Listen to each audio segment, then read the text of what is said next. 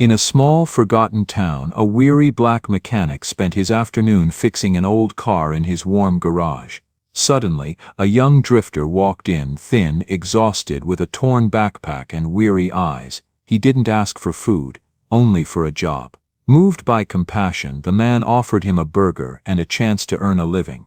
Everything seemed to be getting better, until a week later, when a wealthy stranger arrived with an offer that could change the young man's life, and what happened next left the entire garage in shock. Before we continue, tell us what time it is and where you're watching from, and subscribe because tomorrow I've got something extra special for you.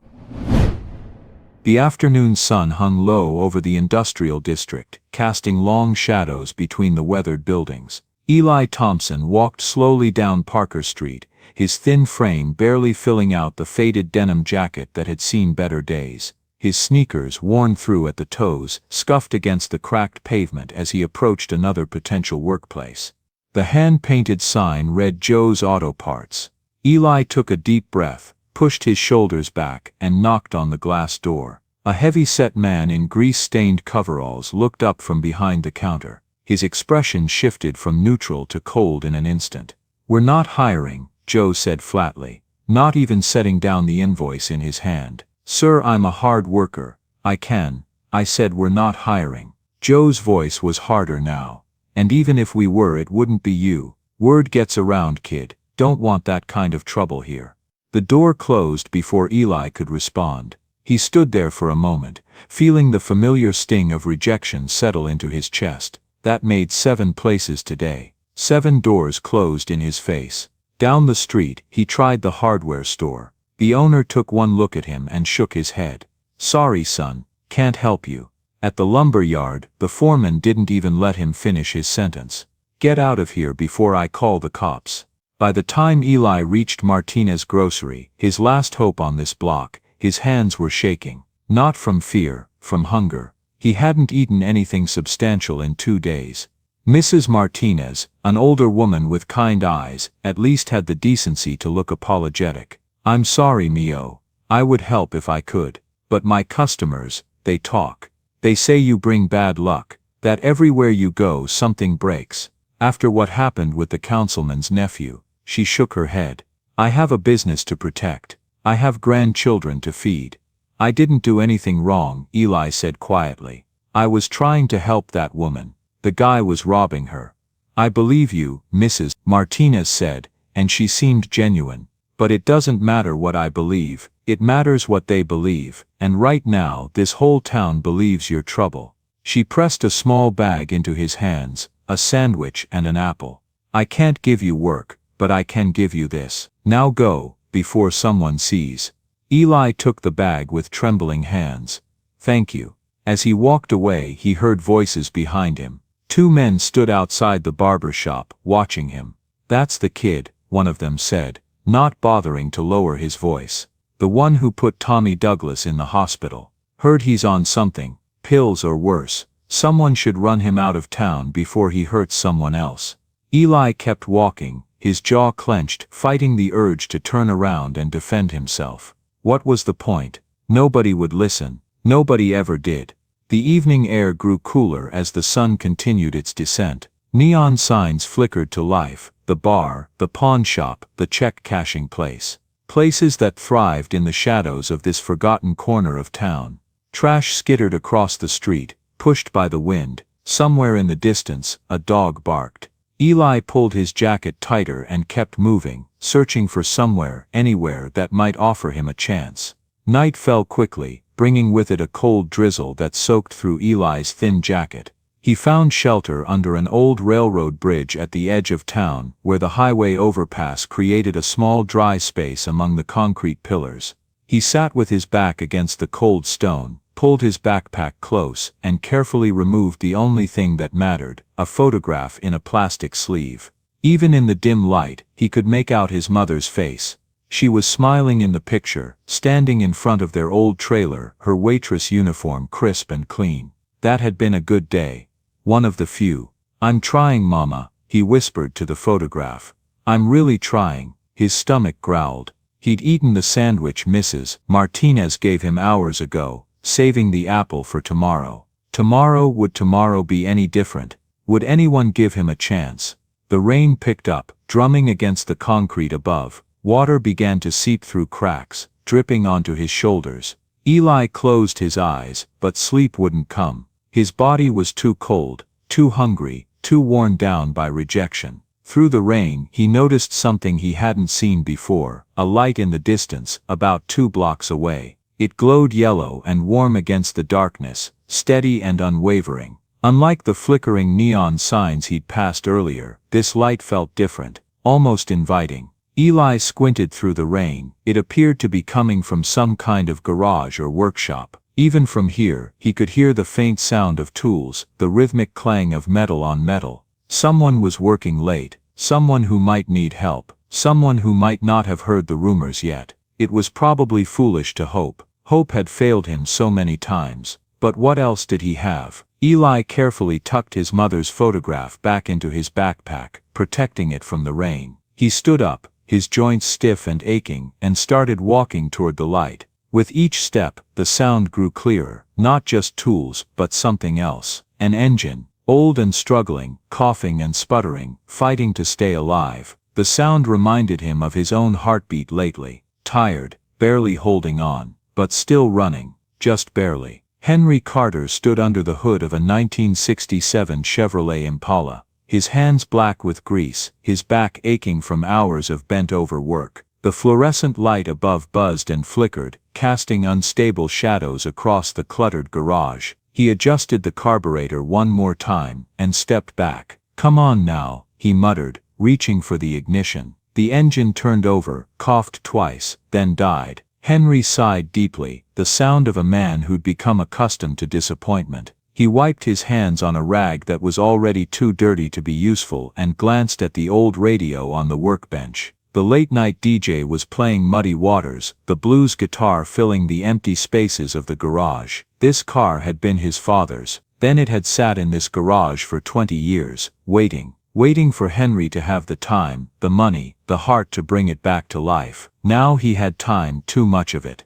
Customers had grown scarce. The bigger shops on the other side of town had newer equipment, younger mechanics, better reputations. Henry was just the old black man with the small garage on the wrong side of the tracks. The man who'd once been turned away from every decent job in town because of the color of his skin. The man who'd built this place with his own hands, only to watch it slowly die. He looked around the garage, walls lined with tools that had become extensions of his own hands, the smell of oil and metal that had soaked into everything, including his skin. This place was all he had left. After his wife left, after his boy, Henry closed his eyes, pushing away the memory. Some engines couldn't be fixed. Some things, once broken, stayed broken. The radio DJ announced the time, 11:47 p.m. Another day gone. Henry said to the empty garage, he should close up. Go back to the small apartment above the garage, where his sister Louise kept telling him he was wasting away. But the thought of lying awake in that empty room, staring at the ceiling, listening to his own thoughts, that was worse than staying here with the tools, and the oil, and the ghost of what this place used to be. At least here, surrounded by broken things, he felt less alone in his brokenness. Henry picked up a wrench, and turned back to the Impala. "Let's try one more time, old friend." The knock was so soft Henry almost didn't hear it over the radio. He looked up, confused. Nobody came by this late. Through the grimy window of the garage door, he could make out a figure, young, thin, soaked from the rain. Henry's first instinct was to ignore it. Nothing good came from late-night visitors in this neighborhood, but something made him walk to the door and crack it open. The kid standing there looked about 18, maybe younger, white, with shaggy brown hair plastered to his forehead, wearing a jacket that was more holes than fabric. His eyes were wide, desperate, but not in a dangerous way. More like a wounded animal, hoping not to be kicked again. "We're closed," Henry said. "I know, sir. I'm sorry to bother you." The kid's voice shook, from cold or fear or both. I'm looking for work. Any kind of work. I can clean, I can organize, No, please sir, I'm a fast learner. I won't cause any trouble. I said no. Henry started to close the door. "I'll work for free." The desperation in the kid's voice made Henry pause. Just for a few days, for food. I won't ask for money. I need somewhere to. The kid's voice broke. He looked down, clearly fighting tears. He pulled. Henry should close the door. He should tell this kid to go to the shelter on 5th Street. He should protect himself from whatever trouble this stranger might bring. The last thing he needed was more problems. But there was something in the way the kid stood there, shoulders hunched, trying to make himself smaller, less threatening. Something familiar. "What's your name?" Henry found himself asking. "Eli, sir. Eli Thompson." Recognition flickered in Henry's mind. "You're the one they've been talking about. The one who I didn't do anything wrong," Eli said quickly. "I know what people say, but I was trying to help. This woman was getting robbed and everything went wrong. It always goes wrong, but I didn't mean." He stopped, realizing he was rambling. Henry studied him for a long moment. The kid was shaking now, and not just from the cold. "Come inside," Henry heard himself say. Out of the rain, Eli's eyes widened in disbelief. "Really? Before I change my mind." Eli practically stumbled into the garage, water dripping from his clothes onto the concrete floor. He looked around with a mixture of awe and relief, like he'd just entered a sanctuary. "There's rags over there," Henry pointed. "Dry yourself off, then start with that corner. Needs sweeping." "Yes, sir. Thank you, sir. I'll do a good job, I promise." But as Eli hurried toward the corner, his hands shaking from cold and hunger and nervous energy, he knocked over a container of motor oil. It spilled across the floor in a dark puddle, spreading toward the toolbox. "Damn it," Henry snapped. Eli froze, staring at the spreading oil with horror. "I'm sorry. I'm so sorry. I'll clean it up.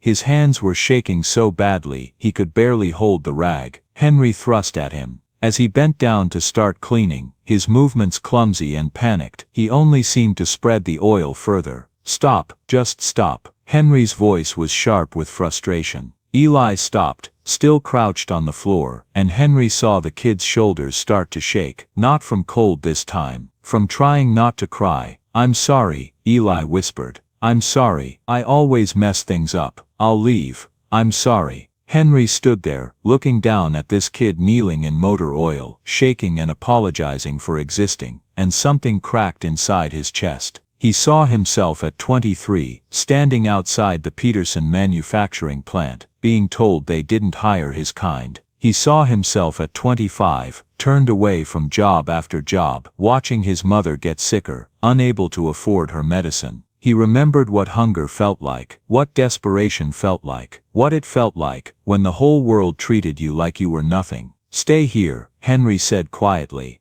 "Don't touch anything." He walked out of the garage, letting the door close behind him. Eli remained on the floor, convinced he'd just ruined his last chance, ready to gather his backpack and disappear into the night. 10 minutes passed, then 15. The rain drummed steadily on the garage roof. Eli slowly stood up, preparing to leave. The door opened. Henry walked back in, carrying a paper bag. He didn't say anything, just set it on the workbench and gestured toward it. Eli approached cautiously. Inside the bag was a burger, cold from the 24-hour gas station down the road, but it might as well have been a 5-star meal. Next to it, a bottle of water. "Eat," Henry said simply. Eli's hands trembled as he picked up the burger. He tried to eat slowly, to have some dignity, but his body had other ideas. He wolfed down half of it, before he even realized what he was doing. Then he stopped, embarrassed. "It's okay," Henry said, his voice softer now. "Finish it."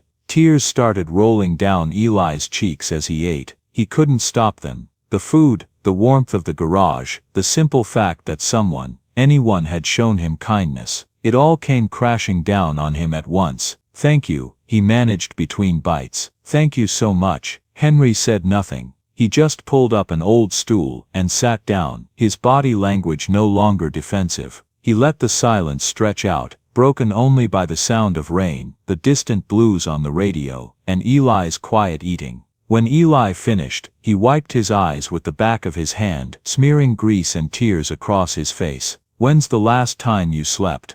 Henry asked. "I'm not sure. 2 days maybe." Henry nodded slowly, as if confirming something he already knew. He stood up, walked to a storage room in the back, and returned with an old blanket and a rolled-up sleeping bag. Floor's hard, but it's dry. You can stay tonight. Tomorrow we'll talk. Eli stared at him in disbelief. I don't know what to say. Don't say anything, just sleep. We'll figure out the rest in the morning. As Henry turned off the main lights, leaving only a small lamp glowing in the corner, Eli spread out the sleeping bag on the cleanest patch of floor he could find. He lay down, his body finally beginning to relax. For the first time in weeks, he felt safe. Morning light filtered through the grimy windows, turning the dust motes into floating specks of gold. Eli woke to the smell of coffee and the sound of tools being organized. Henry was already at work, arranging wrenches by size on the pegboard wall. He glanced over when Eli stirred.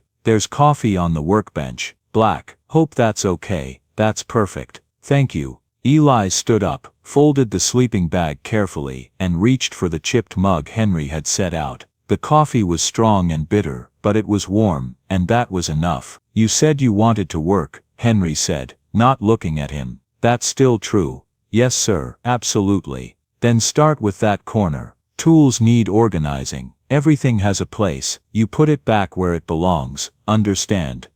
Yes sir. For the next hour, Eli worked in silence, sorting through boxes of bolts, organizing socket sets, sweeping oil stains that had probably been there for years. Henry watched him out of the corner of his eye, noting the careful way the kid handled each tool, how he paused to figure out where things belonged before putting them away. Come here, Henry finally said, gesturing toward the Impala. You know anything about cars? Not really, sir, but I want to learn. Henry handed him a wrench. First thing you need to know, a car isn't just metal and parts, it's got a heartbeat. You listen to the engine, you can hear what it's trying to tell you, where it hurts, what it needs. He started the Impala. The engine turned over but ran rough, coughing and sputtering. You hear that? Henry asked. That irregular rhythm. Engine's telling us something's off. Could be timing, could be fuel mixture, could be a dozen things. But you don't just start replacing parts. You listen first, you pay attention. Eli leaned closer, his ear almost touching the hood, his eyes closed in concentration. It sounds sad, he said quietly. Like it's trying really hard, but something's holding it back. Henry looked at the kid with surprise. Most people heard noise. This kid heard emotion. Yeah, Henry said softly. That's exactly what it sounds like. For the first time in longer than he could remember, Henry felt something other than emptiness. Something small, fragile, but undeniably real. Hope. That afternoon, Henry walked to Martha's corner store, the small shop 2 blocks from the garage. Martha Rodriguez had run the place for 30 years, and she knew everyone's business. Well, she said when Henry walked in. Henry Carter, in the daylight. And before closing time, no less. What miracle is this? Just need some sandwiches, Martha. 2. Martha raised an eyebrow. 2. You got company. Got someone helping out at the garage. Helping out. Martha leaned on the counter, her eyes sharp with curiosity and concern. Henry, you know I heard about that Thompson kid. People say a lot of things, Henry interrupted. Most of it's none of their business. Martha studied his face for a long moment, then her expression softened. You're different today. Your eyes, they're clearer. When's the last time you smiled, Henry? What are you talking about? I smile. No you don't. Haven't seen you really smile in 5 years. Not since. She trailed off, not wanting to mention his son. But today, right now, the corners of your mouth went up. Just a little. Henry touched his face, almost surprised. Sandwiches, Martha. That's all I came for. But as he walked back to the garage, the paper bag warm in his hands, he realized Martha was right. Something inside him had shifted. The weight he'd been carrying felt just a little bit lighter. Over the next few weeks, a routine developed. Eli arrived before sunrise, swept the garage, organized tools, and watched Henry work. Gradually, Henry let him do more, handing him tools, teaching him how to check oil levels, how to identify different engine sounds. One morning, they stood together, over the open hood of the Impala, Henry's father's car, the project that had consumed him for months. This car meant everything to my dad, Henry said, his hands resting on the fender. He bought it new in '67, right after the riots, said he wanted something beautiful in the world, something that ran smooth and true, even when everything else was falling apart. Eli listened, not interrupting. He died when I was 20, left me this car, and this garage, and a lot of debt. Henry picked up a wrench, turned it over in his hands. I tried to make it work, got married young, had a son, but this neighborhood, people with money don't come here for repairs, and people here, they don't have money to spend. But you kept going, Eli said quietly. What else was I gonna do? This is all I know. Henry's jaw tightened. But knowing how to fix things doesn't mean you can fix everything. My wife, she left after our boy died, said I cared more about strangers' cars than my own family. Maybe she was right. Eli looked down at his oil-stained hands. My dad left too. Different reason, same result. He drank until there was nothing left of him. One day he just didn't come home. Mom tried to hold things together, but it was too much. She worked herself to death, literally. Heart attack at 46, behind the counter of a truck stop diner. How old were you? 16. After that, I just drifted. Tried to find work, but nobody trusts a kid with no family, no references, no address. His voice cracked slightly. I just wanted someone to give me a chance, just one chance to prove I wasn't worthless. Henry looked at Eli, really looked at him, and saw past the dirty clothes and the too thin frame. He saw himself, the younger version, before the years had worn him down. You're not worthless, Henry said firmly. And you're not drifting anymore. You're here, you're learning. That counts for something. Eli's eyes shone with unshed tears. Why are you helping me? Everyone else in this town wants me gone. Henry was quiet for a long moment. Because somebody should have helped me when I needed it. Nobody did. I'm not gonna be that person who turns away when someone's drowning. They stood in silence, the morning sun streaming through the garage door, dust dancing in the light. Two broken people, finding something like family, in the space between wrenches and engine parts. Now come on, Henry said, clearing his throat. This carburetor's not gonna rebuild itself. Time I taught you how to do this right. By afternoon, they'd made progress. Eli's hands, now confident with tools, moved with purpose as he carefully cleaned each component. Henry handed him. The radio played softly in the background. B.B. King singing about better days. My son would have been about your age now, Henry said suddenly, breaking the comfortable silence. Eli looked up, sensing this was important. Jacob, we called him Jake. He was 3 when Henry's voice caught. He cleared his throat, started again. I was working late, always working late, trying to keep this place afloat. My wife called, said Jake had a fever. I told her I'd be home soon, just had to finish one more car. Henry's hands stilled on the wrench. By the time I got home, she'd taken him to the emergency room, borrowed the neighbor's car, old piece of junk with bad brakes. On the way back from the hospital, he couldn't finish. I'm sorry, Eli whispered. My wife blamed me. Said if I'd been home, she would have used my truck. Better brakes might have made a difference. Henry's eyes were distant, trapped in the past. She left a month later, couldn't stand to look at me, couldn't stand to be in this garage where I'd chosen to spend time instead of with our family. It wasn't your fault, Eli said. Wasn't it? Henry's voice was hollow. Every choice we make, it ripples out, touches other people's lives. I chose this garage over my family, and my son paid the price. Eli set down his tools and sat on the stool across from Henry. My mom used to say that guilt is like rust. It eats away at you from the inside, until there's nothing left but holes. She said the only way to stop it is to forgive yourself, to do better next time. And did she? Forgive herself. For what? For not being able to give you more, for working herself to death. Eli's breath caught. He'd never thought about it that way. I don't know, I hope so. What would you say to her if you could? I'd tell her. Eli's voice broke. I'd tell her that she was enough, that she didn't have to prove anything, that I knew she loved me, even when we had nothing, especially when we had nothing. Henry nodded slowly. Maybe that's what Jake would say to me, if he could.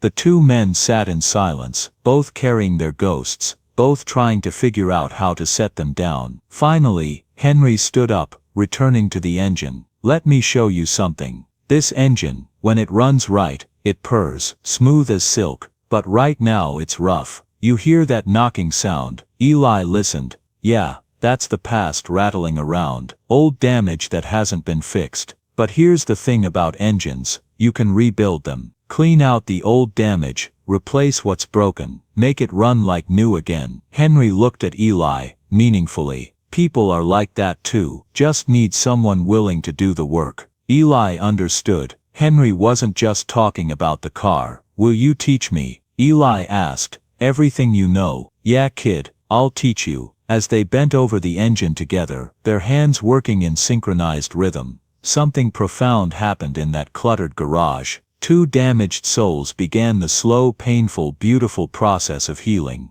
The engine's rough idle suddenly smoothed out. Henry had adjusted something, and now it purred, just like he'd promised. Eli grinned.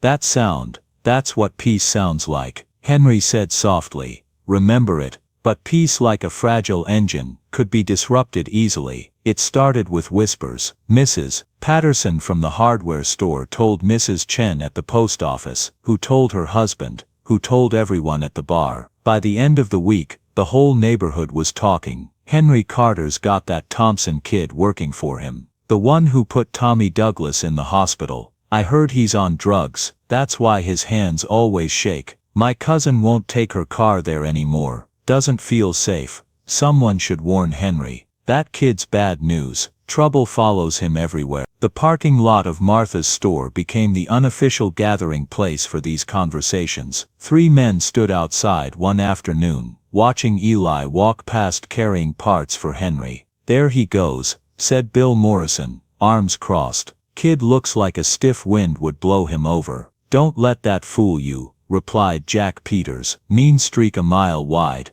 "You heard what he did. He was defending that old woman." Martha called out from the doorway of her shop. "That's what I heard."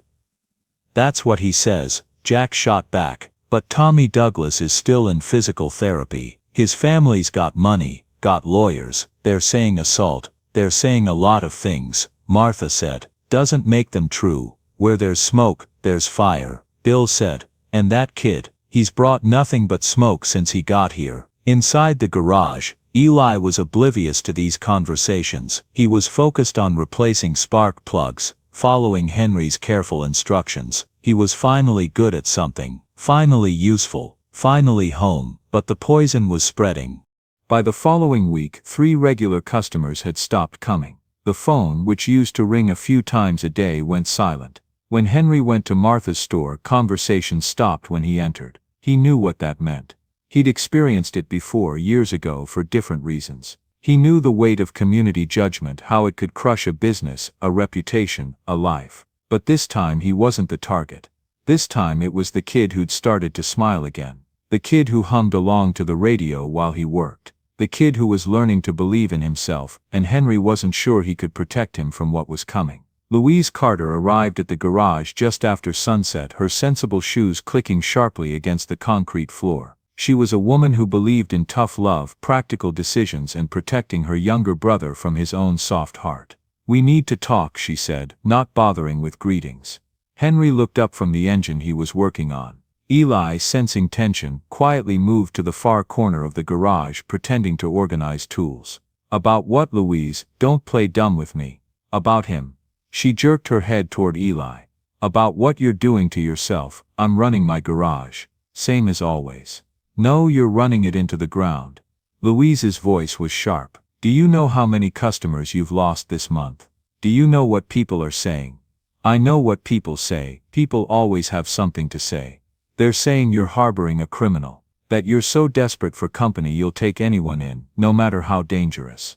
They're saying," Louise lowered her voice, but it still carried in the quiet garage.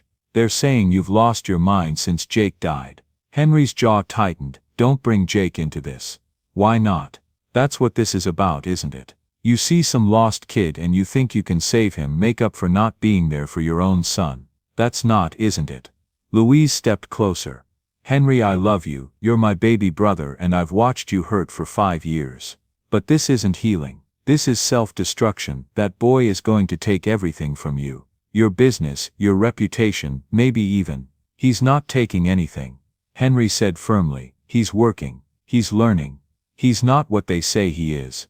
How do you know? How do you really know? Because he seems nice. Because he said he's innocent. Louise's voice cracked with frustration. You're running yourself into the ground trying to help someone who might not even deserve it. The electric bill is overdue. You're eating one meal a day. I see the receipts, Henry. I know you've been buying him food, buying him supplies. You can't afford this. In the corner, Eli's hand stilled on the wrench he was holding. He could hear every word. I know you're trying to be kind, Louise continued. But kindness without wisdom is just foolishness. You can't save everyone. You couldn't save Jake, you couldn't save your marriage. And you won't save this kid, you'll just destroy yourself in the process. After Louise left, the garage felt oppressively quiet. Henry stood motionless, staring at the floor where his sister had stood, her words still echoing. Eli remained in the corner, head down, hands trembling. You heard all that? Henry said. Not a question. Yes, sir. She's wrong about you. Is she? Eli's voice was barely a whisper. Everyone I try to help ends up worse off. Maybe I am bad luck. Maybe I should. Don't. Henry's voice was firm. Don't run. Not yet. But your business, my business was failing before you got here. Been failing for years, that's not on you. Henry walked over to the Impala, ran his hand along the hood. You know what I see when I look at this car? I see something worth fixing, something that's been broken for a long time but still has life in it. He turned to look at Eli. Same thing I see when I look at you. Eli's eyes filled with tears. I don't want to be the reason you lose everything. Then don't be. Stay, work, learn, prove them all wrong. Henry picked up a wrench, held it out to Eli. You with me? Eli looked at the wrench, a simple tool, but in that moment it represented everything. Trust, partnership, family. He took it. I'm with you. They worked side by side until midnight, not talking much, just the sound of tools and the old radio playing blues. The Impala's engine began to sound smoother, healthier. Outside, the town slept, unaware that inside this small garage, two men were building something stronger than reputation, more valuable than money. They were building hope, and hope once it starts running, is hard to stop. 3 days later, everything fell apart. Eli woke before dawn, as usual. But this morning was different. He couldn't sleep. Louise's words kept playing in his head like a broken record. You'll just destroy yourself in the process. He thought about Henry. The way the man had started to smile more, to hum along with the radio, to seem lighter. But he also thought about the empty garage, the silent phone, the worried looks Henry tried to hide when he paid bills. Eli sat up on his sleeping bag and looked around the garage.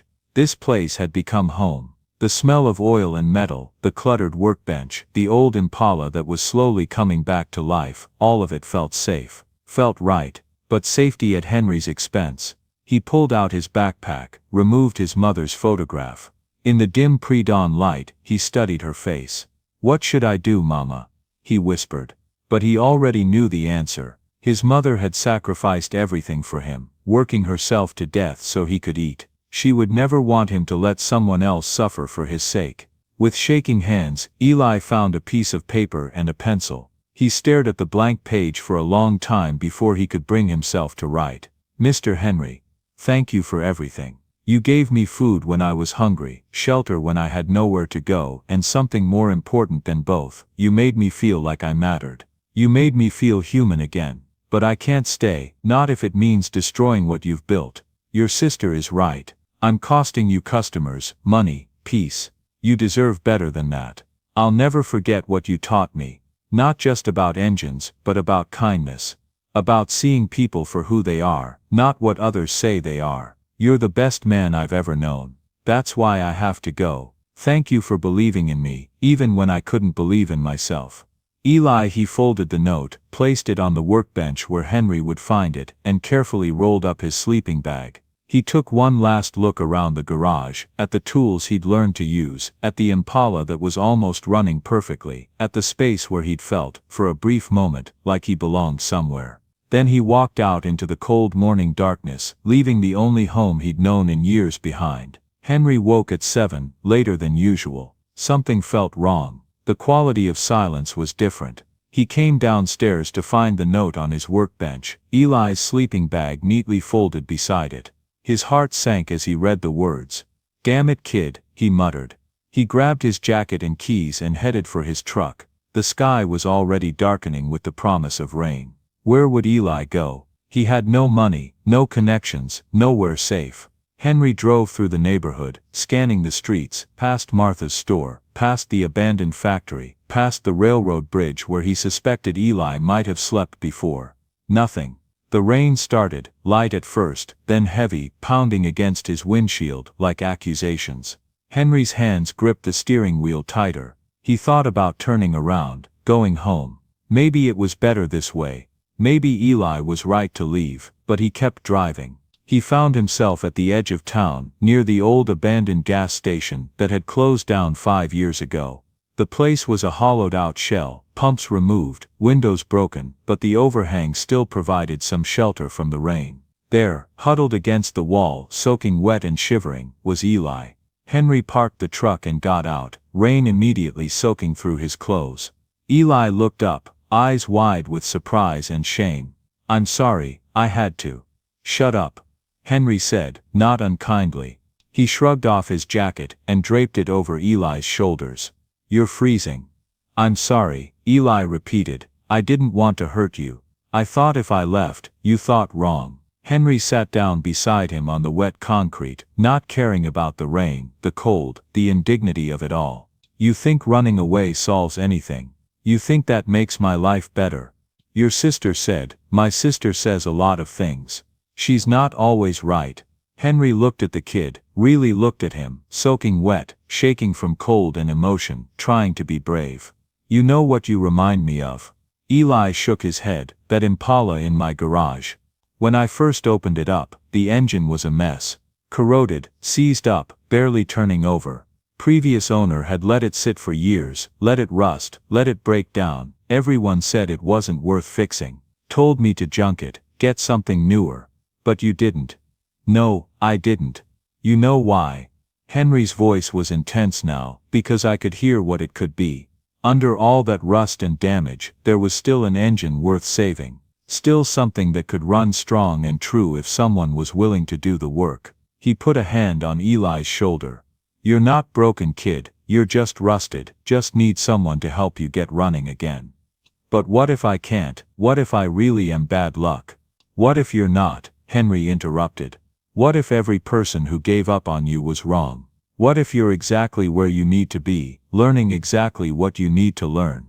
The rain poured down around them. Thunder rumbled in the distance, and in that moment, sitting in the ruins of an abandoned gas station, two broken people made a choice.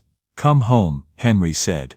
"Please, come home." Eli nodded, tears mixing with rain on his face. "Okay." They drove back through the storm in silence, but it wasn't an empty silence.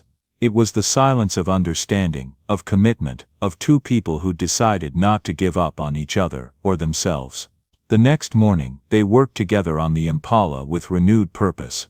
Everything Henry had taught Eli over the past weeks came together, the careful listening, the patient diagnosis, the precise adjustments. "Try it now," Henry said, stepping back from the engine. Eli turned the key.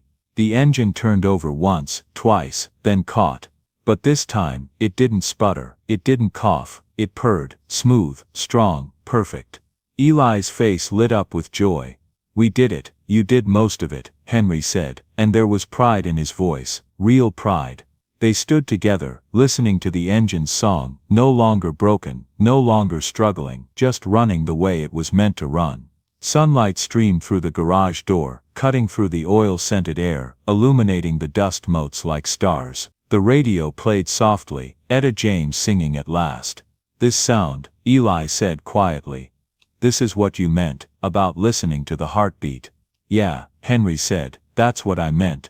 They didn't say anything else, didn't need to.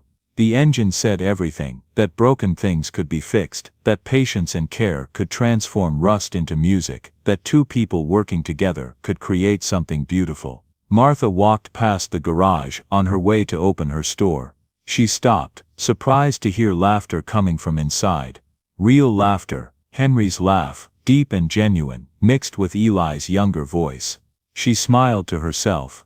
Maybe Henry's sister was wrong. Maybe kindness wasn't foolishness after all. Maybe sometimes, the bravest thing you could do was believe in someone when the whole world said you shouldn't. Inside the garage, the engine continued to purr, and two men who'd been running on empty finally felt full. 2 months later, life had found a rhythm. The garage wasn't thriving, but it was surviving. A few brave customers had returned, curious about the kid everyone talked about, and had been impressed by his growing skill. Eli had changed too. He'd put on weight, his hands no longer shook, and there was a confidence in his movements that hadn't been there before. More importantly, he smiled. Easily and often. On a Tuesday afternoon, a silver Mercedes-Benz pulled up to the garage, the kind of car that didn't belong in this neighborhood. Expensive, pristine, completely out of place. A man in his 60s stepped out, wearing a suit that probably cost more than Henry made in a month. He had silver hair, sharp eyes, and the bearing of someone accustomed to being in charge. "Are you open?" he asked, his tone suggesting he already knew the answer. "Depends on what you need," Henry said carefully. He'd learned to be cautious with people like this. They usually wanted something specific, and weren't patient with delays. "My car is making a sound. I've taken it to 3 dealerships. They've replaced parts, run diagnostics, charged me thousands, but the sound persists." The man's frustration was evident. "I was passing through, heard the engine acting up again, and saw your garage. Thought I'd try one more place before I give up and buy a new car." "What kind of sound?" Henry asked. "A clicking, intermittent. Only when the engine is warm, only at certain RPMs. The dealerships say everything checks out electronically, but I know something's wrong." Henry walked around the Mercedes, popped the hood. "Mind if I start her up, please?" The engine came to life, with the smooth purr of German engineering. Henry listened, his trained ear searching for the anomaly. After a moment, he shook his head. "I'm not hearing it, but if it only happens when warm, I can diagnose it," Eli said suddenly. Both men turned to look at him. He'd been quietly watching from the workbench. "Eli," Henry said carefully. "This is a Mercedes, computer-controlled everything. We don't have the diagnostic tools. I don't need them," Eli said, walking over. There was no arrogance in his voice, just quiet confidence. "May I?" The man in the suit studied Eli, the young mechanic with grease-stained hands and second-hand clothes. Then he nodded. "Why not? Everyone else has failed. Your turn." Eli leaned into the engine bay, his eyes closed, just listening. Henry had taught him this, to listen not just with ears, but with everything. To feel the vibrations, to sense the rhythm, to hear what the machine was trying to say. After a full minute, Eli opened his eyes. "Rev it to 2,500 revolutions per minute." The man did. Eli listened. "There, did you hear it? Very faint clicking, right before it smooths out." "I didn't hear anything," the man admitted. "It's the variable valve timing actuator." Eli said, "The solenoid is sticking. Not enough to throw a code, not enough to cause problems most of the time. But when the oil is hot and thin, there's a split second where it catches. That's your click." The man raised his eyebrows. "The dealership said, the dealerships were looking for big problems. This is small, but small problems get bigger if you ignore them." Eli looked at Henry. "We don't have the part here, but I can clean the solenoid, might solve it temporarily." "Do it," the man said. For the next hour, Eli worked with the focused intensity of a surgeon. Henry supervised, but didn't interfere, recognizing that the kid had found his element. This wasn't about following instructions anymore. This was about understanding, about intuition, about that rare gift of knowing how machines think. Finally, Eli straightened up. "Try it now." The man started the car. He revved the engine, held it at different RPMs, let it idle. His expression transformed from skepticism to amazement. "The click is gone, should stay gone for a while," Eli said. "But eventually you'll need to replace that actuator. Don't let a dealership talk you into replacing the whole timing chain, just the actuator." The man shut off the engine and turned to face Eli directly. "What's your name, son?" "Eli Thompson, sir." "How long have you been doing this?" "About 3 months, sir." 3 months. The man looked at Henry. "You taught him?" "I showed him the basics," Henry said. "The rest, that's all him." The man reached into his jacket and pulled out a business card.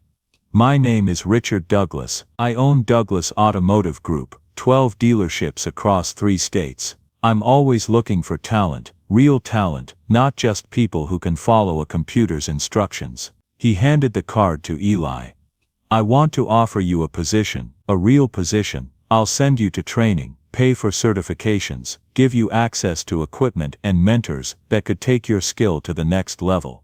You have a gift, son, a rare one. You shouldn't waste it in." He gestured vaguely at the garage. Henry felt his stomach drop. Eli stared at the card, like it might burn him. "I don't know what to say. Say you'll think about it. Here's what I'm offering. Starting salary of $45,000 a year, full benefits, housing assistance for the first 6 months while you get settled.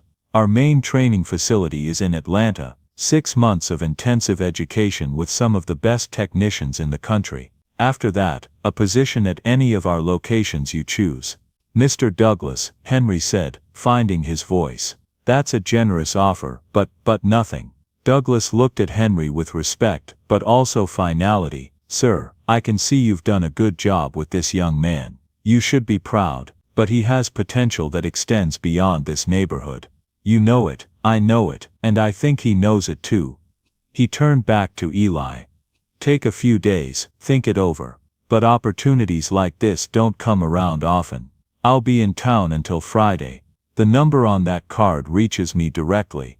Douglas paid Henry double the usual rate for the repair, thanked them both, and drove away in his perfectly silent Mercedes.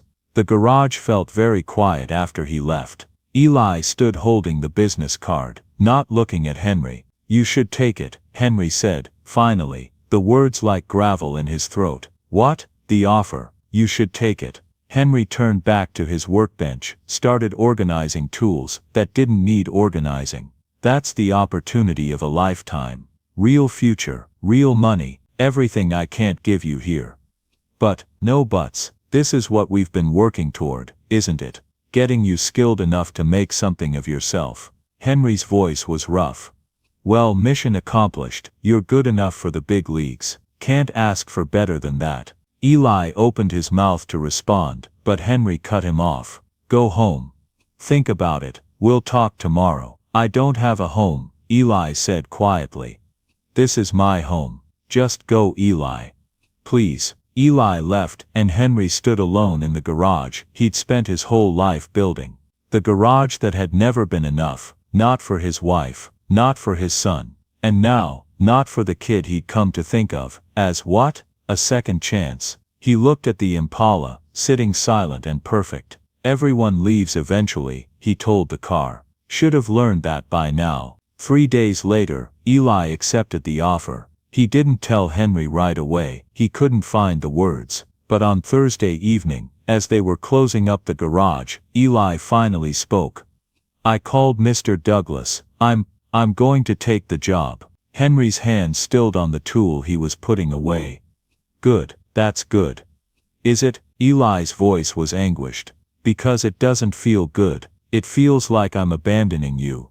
"You're not abandoning anyone, you're moving forward. That's what you're supposed to do." Henry forced himself to turn and face Eli. "I'm proud of you, kid. You hear me? I'm proud. Then why won't you look at me?" Henry met his eyes then, and Eli saw something there that made his chest tighten. Not anger, something worse, resignation. Like Henry had expected this all along, like he'd been preparing for it. "When do you leave?" Henry asked. "Monday. Mr. Douglas is arranging transportation. He said I should pack light, they'll provide everything I need." "Monday, that's soon." "Yeah." They stood in awkward silence, all the words they should say, locked behind fear and pride. "I'll finish up here," Henry said finally. "You go get some rest." "Henry, go on now." Eli wanted to argue, to say something that would fix this, but he didn't know what. So he left, climbing the stairs to the small apartment above the garage where Henry had let him stay. He didn't sleep. He lay awake staring at the ceiling, clutching his mother's photograph, wondering if she would be proud of him or disappointed. On Monday morning, a car arrived to take him to Atlanta. Henry was already in the garage, working on a different car, pointedly not watching as Eli loaded his single backpack into the trunk. "Thank you," Eli said from the doorway. "For everything." Henry didn't turn around. "You're welcome. Do good, kid." "I will. I promise." The car pulled away. Henry finally looked up, watched through the grimy window as the vehicle disappeared down the street. Then he went back to work, alone again, with only the sound of tools and his own breathing to keep him company. The Impala sat in the corner, perfect and complete, with no one to appreciate it. Just like Henry himself. 5 years passed. The garage survived, barely. Henry took whatever work came his way, no longer caring about the quality of the jobs or the customers. He fixed what broke, and collected what he could. The light in his eyes, briefly rekindled, had gone out again. Louise visited every Sunday, bringing groceries, cleaning the apartment above the garage that Henry had stopped maintaining. She didn't say "I told you so," but it hung in the air between them anyway. "You should retire," she said one Sunday, surveying the dusty, cluttered space. "Sell this place.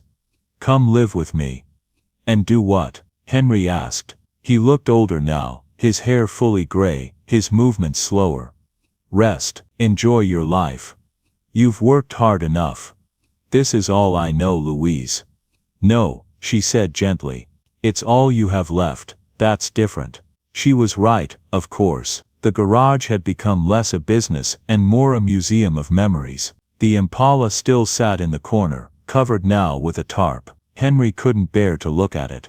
It reminded him too much of the brief period when he'd felt alive again. Eli never called, never wrote. Henry told himself it was for the best. The kid was busy building a life, a real future. Why would he want to look back at this run-down garage and the old man who'd given him a temporary home? Still, on slow days, Henry found himself listening for the sound of footsteps, watching the door, hoping. But hoping, he'd learned, was just another engine that eventually ran out of fuel. One evening, as he was closing up, Henry stood in front of the covered Impala. Slowly, he pulled off the tarp.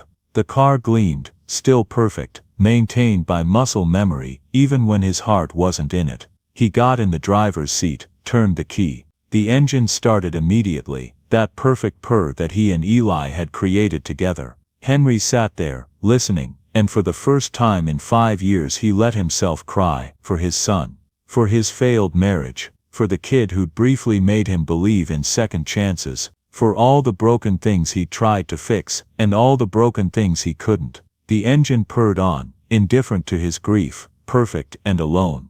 That night, Henry couldn't sleep. He went down to the garage at 2 in the morning, turned on a single work light, and sat on his stool, surrounded by the tools of his trade.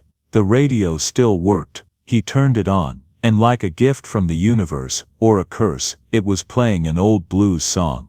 The same one that had been playing the night Eli had first arrived, soaking wet and desperate. "Sometimes I feel like a motherless child."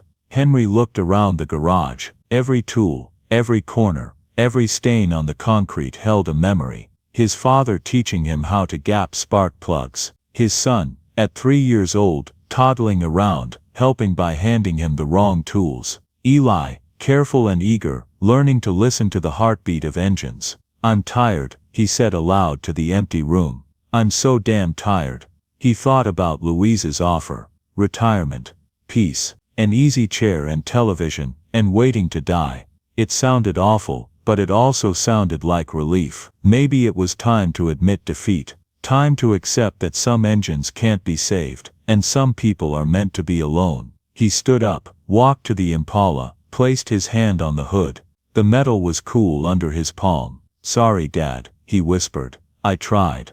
A sound outside made him look up. Footsteps on the gravel. Probably someone looking for directions, or worse, someone looking to rob the place. Henry didn't even have the energy to care. But then he saw the shadow in the doorway, and his breath caught in his throat. It couldn't be. A figure stepped into the dim light, tall now, filled out, wearing nice clothes but with the same gentle eyes. "Hi, Henry," Eli said quietly. Henry couldn't speak, couldn't move, his brain couldn't process what his eyes were seeing. "I know," Eli continued, taking a tentative step inside. "I know it's been 5 years. I know I should have called, should have written. I get out." Henry's voice was cold, foreign even to his own ears. Eli flinched. "I deserve that. But please let me," I said. "Get out. You made your choice 5 years ago. Don't come back here trying to ease your guilty conscience. It's not like that." "No." Henry's pain transformed into anger, a protective shell. "Then what is it like? You left, didn't look back. I was good enough when you needed something, but once you got your big break, I was just the old man in the forgotten garage. Well, congratulations on your success. Now leave me alone." "Henry, please, what do you want from me? Forgiveness, absolution. You want me to tell you it's okay that you disappeared, that I didn't spend 5 years wondering if I'd failed another kid?" Henry's voice cracked. "You got everything you wanted. What the hell are you doing here?" Eli's eyes were wet with tears but his voice was steady. "I came back to fix something. Nothing here needs fixing. Everything's broken beyond repair, including me. I know you think that," Eli said softly, "but you're wrong."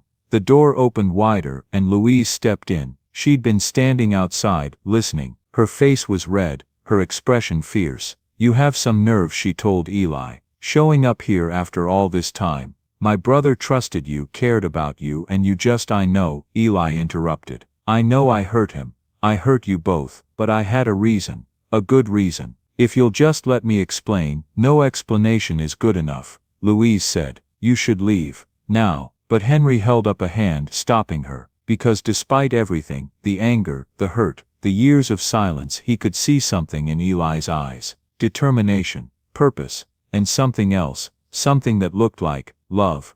"Talk," Henry said. "You've got 5 minutes." Eli took a deep breath and pulled out a chair, sitting down slowly like he was afraid of spooking a wild animal. "The day Mr. Douglas offered me the job," he began. "I was excited, of course I was. It was everything I'd never dared to dream about. But I was also terrified of leaving you. You were the first person who'd shown me kindness in, maybe ever. So you expressed your gratitude by vanishing," Louise said sharply. "Let him finish," Henry said quietly. Eli nodded. "That night I couldn't sleep. I came down here to the garage around midnight. I was going to tell you I wasn't going to take the job, that I wanted to stay here with you building something together." He paused, his hands twisting together. "But before I could come in I heard voices. You and Louise were in here, talking." Henry's expression shifted. Understanding began to dawn. "I didn't mean to eavesdrop," Eli continued. "But I heard everything. Louise, you told Henry that he was destroying himself by helping me. That he'd been taking losses to give me work, to teach me. That he'd been deliberately breaking things so I could practice fixing them, so I wouldn't feel useless." Louise looked away, her jaw tight. "You told him that he couldn't even pay his electric bill because he was spending money on me. On food, on supplies, on tools." Eli's voice thickened with emotion. "And Henry, you said you were trying to be the person your mother would have wanted you to be. The person who didn't turn away from someone in need, even if it cost you everything." "You shouldn't have heard that," Henry said. "But I did, and it changed everything." Eli leaned forward, his eyes locked on Henry's. "You were sacrificing yourself for me. Your business, your financial security, maybe even your health." Louise was right. "I was destroying you just by being here, and I couldn't do that to you. So you left," Henry said. "So I left. Not because I didn't care, because I cared too much." Eli's voice broke. "I thought if I took Douglas's offer, worked hard, became successful, I could come back one day and fix things. Actually fix them. Not just broken engines but your business, your life, everything you'd given up for me." "It's been 5 years," Louise said, her voice softer now but still hurt. "Why didn't you call? Why didn't you write?" "Because I had nothing to offer yet. Every time I thought about reaching out, I asked myself, what can I give him that would make the sacrifice worth it? A phone call, an update on my life. That wasn't enough. Not even close." Eli reached into his jacket and pulled out a rolled-up set of papers. "So I worked. I saved. I learned everything I could, and I built this." He unrolled the papers on the workbench. They were architectural plans, detailed, professional, beautiful. "This is Henry's Hope Garage," Eli said. "A full-service automotive training center and repair shop. 5 bays, modern equipment, classroom space, everything needed to teach young people, especially kids like I was, how to fix engines and fix themselves." Henry stared at the plans, unable to speak. "The building 2 blocks from here, the old warehouse that's been empty for years, I bought it. Or rather, my company bought it. I own 30% of a successful specialty repair business in Atlanta now. Douglas helped me get started, and I built it from there. And every dollar I saved I put aside for this." Eli pointed to different areas of the plans. "This is your workshop, separate from the training area, so you can still work on what you love. This is the classroom where you'll teach. This is the waiting area with comfortable chairs and decent coffee, and this," he pointed to a corner of the plan, "is where the Impala will sit, displayed. A reminder that broken things can be restored." Louise's hand was covering her mouth. Tears ran down her face. "The funding is secure," Eli continued. "Construction can start next month. It'll take 6 months to complete, and when it opens it'll be yours to run. I'll be a silent partner, but this is your garage, your legacy, Henry Carter's place, where people learn that everyone deserves a second chance, that kindness isn't weakness, that fixing broken things, engines or people, is the most important work anyone can do." Henry still couldn't speak. He looked at the plans, at the careful details, at the love evident in every line. "I know I hurt you by leaving," Eli said, his voice thick with tears. "I know I hurt you by staying silent, but I couldn't come back until I had something to give you, something that matched what you gave me. You gave me hope when I had none. You gave me a future when I couldn't see past the next day. You gave me," his voice broke completely, "you gave me back my life." He stood up, walked to Henry and knelt down in front of him, the way someone might kneel before a father. "I'm sorry it took so long. I'm sorry I caused you pain, but I'm here now, and I want to build this with you, if you'll let me, if you'll forgive me." Henry looked down at this young man, no longer the scared kid who'd knocked on his door 5 years ago, but a man who'd made something of himself and come back to share it. Slowly, his hands shaking, Henry reached out and placed them on Eli's shoulders. "You damn fool," he whispered. "You beautiful, stupid damn fool." And then he pulled Eli into a hug, holding on like he was afraid to let go, tears streaming down his face. Louise watched them, her own face wet with tears, and for the first time in 5 years she smiled at the sight of her brother's joy.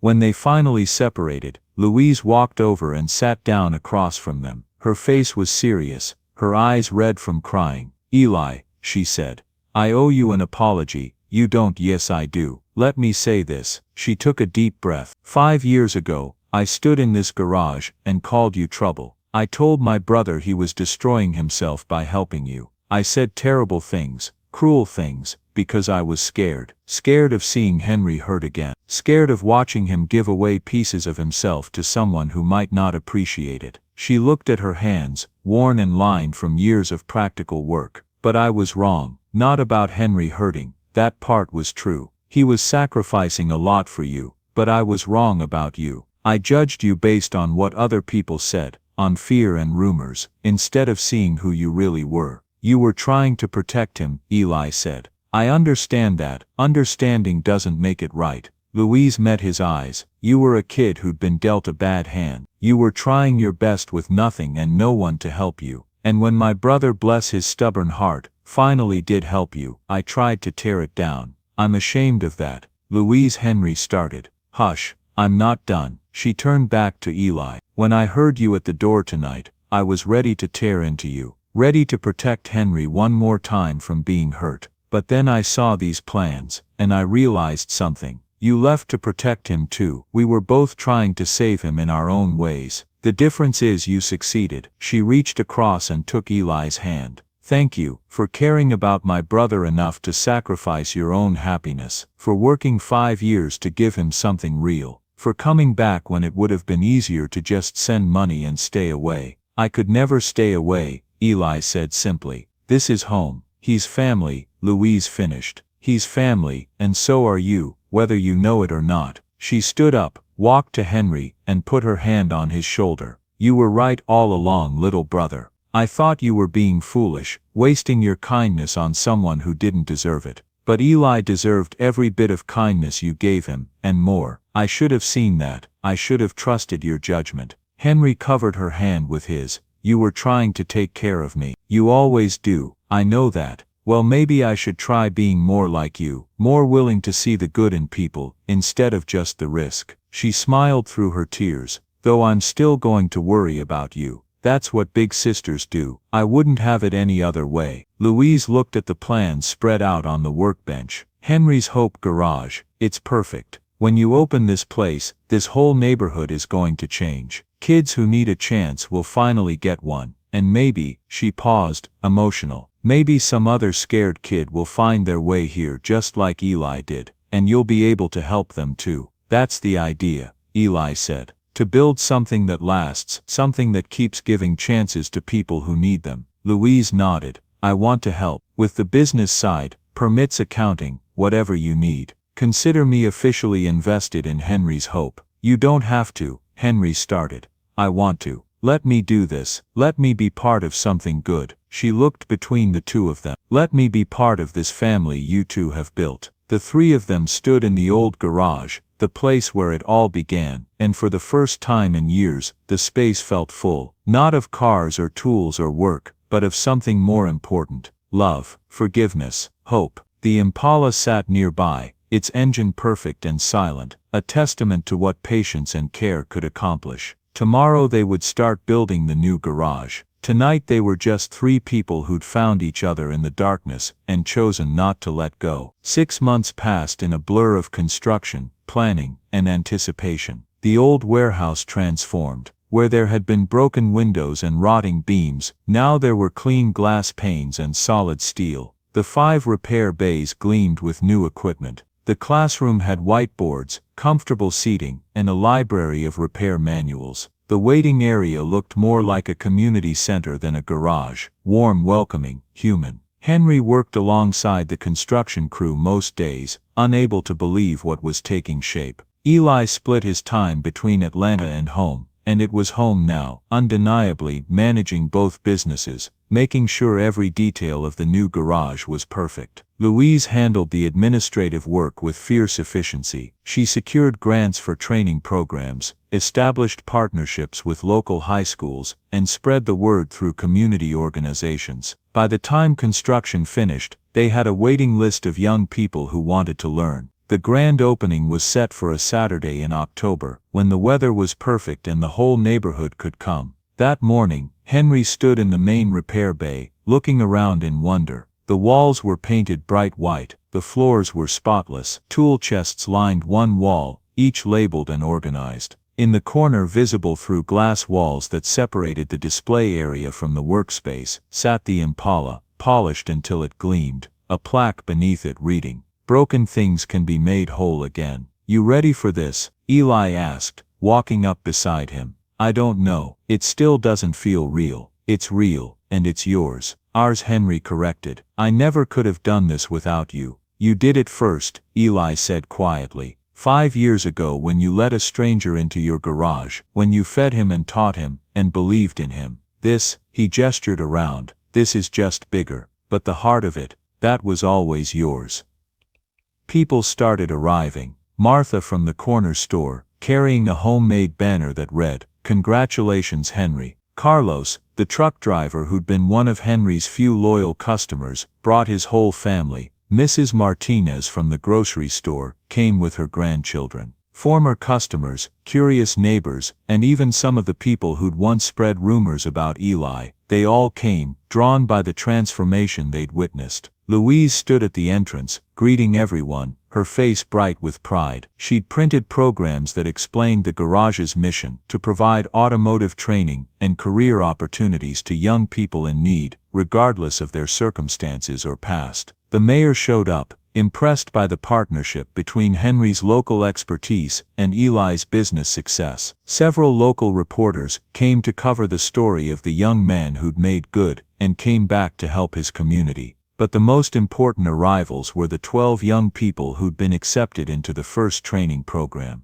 They ranged from 16 to 22. Some had dropped out of school. Some had been in trouble with the law. Some were simply poor, with no clear path forward. All of them were nervous, hopeful, and trying not to show either. They reminded Henry of Eli on that rainy night years ago. They reminded Eli of himself. "Welcome," Henry said to them, his voice carrying across the garage. "Welcome to Henry's Hope. You're here because someone saw potential in you. Maybe you don't see it in yourself yet, but we do. This place exists to teach you a trade, yes. But more than that, it exists to teach you something I learned from a very wise young man, that broken things, engines, lives, hearts can all be fixed. If someone cares enough to try." He paused, emotion thick in his throat. "I care enough. We all care enough, so let's get to work." The crowd dispersed after the ceremony, leaving the 12 new students standing in the main bay, looking uncertain. They were rough around the edges, baggy clothes, suspicious eyes, the defensive posture of people who'd learned to expect disappointment.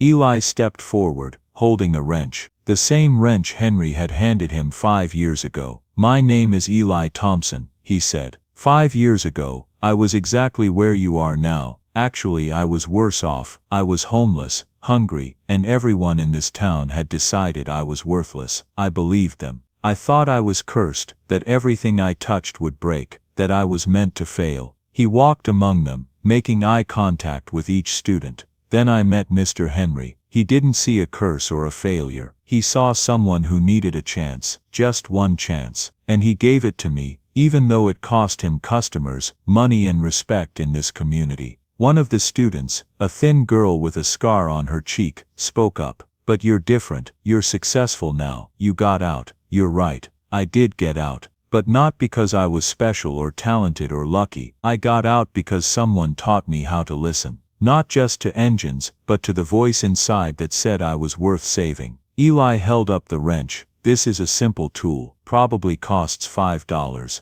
But in the right hands, with the right knowledge, this tool can take something broken and make it whole again." He walked to a car they'd positioned in the center bay, an old Honda Civic, donated, with a mysterious engine problem. "Today, I'm going to teach you what Mr. Henry taught me. We're going to listen to this engine, and figure out what's wrong. Not with computers or fancy equipment, with our ears, our hands, and our hearts." The students moved closer, intrigued despite themselves. Eli started the car. The engine ran rough, coughing and misfiring. "What do you hear?" "Sounds like it's dying," one student said. "Good. What else?" "It's not smooth," another offered. "Like it's fighting itself." "Excellent. Now close your eyes." Eli moved among them. "Don't just hear the sound, feel it. Every engine has a rhythm, a heartbeat. This one's heartbeat is wrong. Can you feel where?" They stood in silence, a dozen young people with their eyes closed, listening to a broken machine trying to run. Some looked self-conscious, others looked genuinely focused. Henry watched from the doorway of his private workshop, his heart full.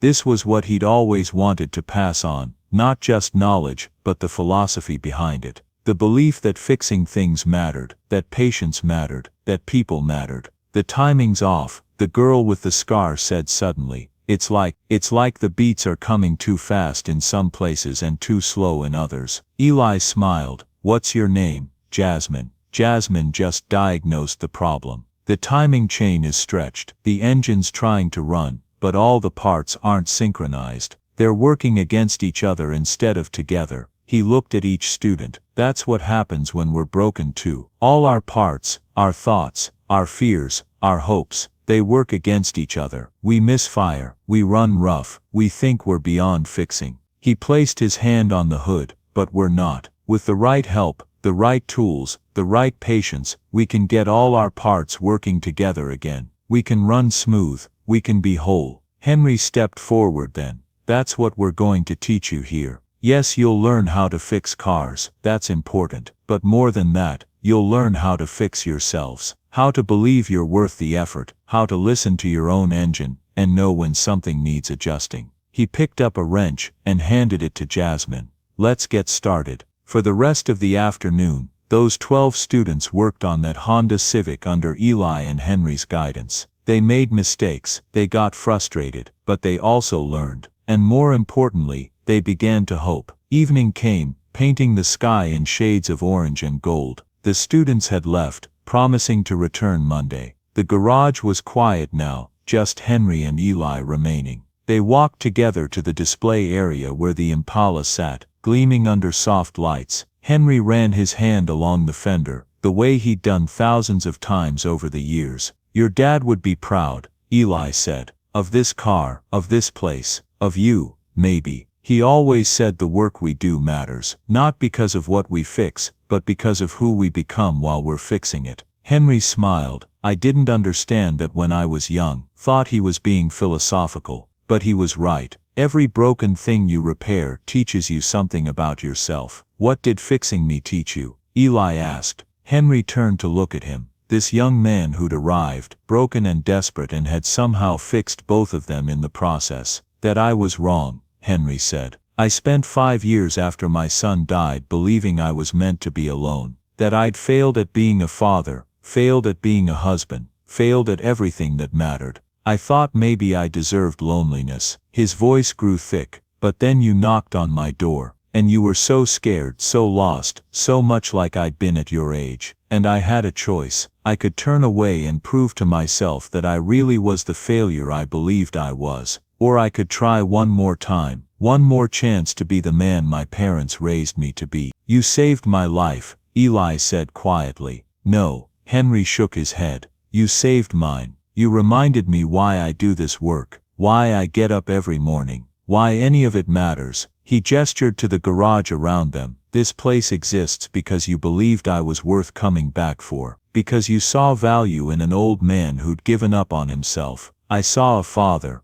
Eli said, his voice breaking. "I saw the father I never had. The one who teaches you, believes in you, doesn't give up on you even when you mess everything up." Henry's eyes filled with tears. "And I saw my son, a second chance to get it right, to be present, to teach what matters." They stood in silence for a moment, both overcome with emotion. "Can I?" Eli hesitated. "Can I call you that, what I've wanted to call you for 5 years but didn't think I had the right?" Henry knew what he was asking. He nodded, unable to speak. "Thank you, Dad," Eli whispered. "For everything." Henry pulled him into a tight hug, and they stood there in the fading light, surrounded by tools and dreams made real. Two men who'd found family in the least likely place. When they finally separated, Henry wiped his eyes and smiled. "Come on, son. Let's take the Impala for a drive. Time to see what she can do." They got in the car together, Henry behind the wheel, Eli in the passenger seat. The engine started with that perfect purr they'd created together 5 years ago. As they pulled out onto the street, the setting sun turning everything golden, the engine's sound filled the car, smooth, strong, exactly right. The sound of something broken made whole. The sound of an old engine, still running true. The sound of hope. Join us to share meaningful stories by hitting the like and subscribe buttons. Don't forget to turn on the notification bell to start your day with profound lessons and heartfelt empathy.